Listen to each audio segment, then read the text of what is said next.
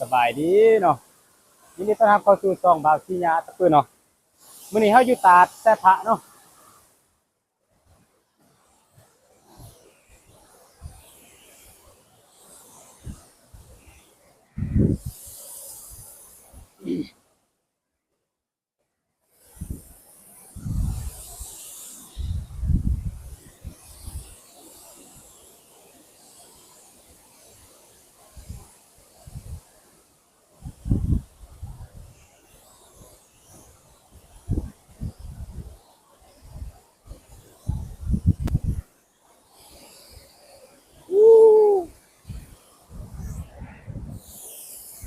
ตาดแซ่พระแซ่ปองไล่พี่น้องเอ้ย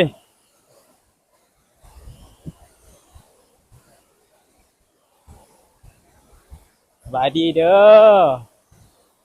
ใครที่ยังบ่เคยมาเนาะงามแฮงเนาะทุกคนเนาะ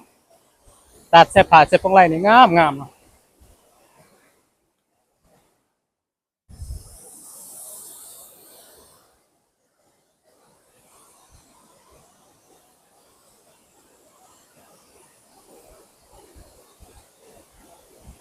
มีวิวเนาะภาพบรรยากาศ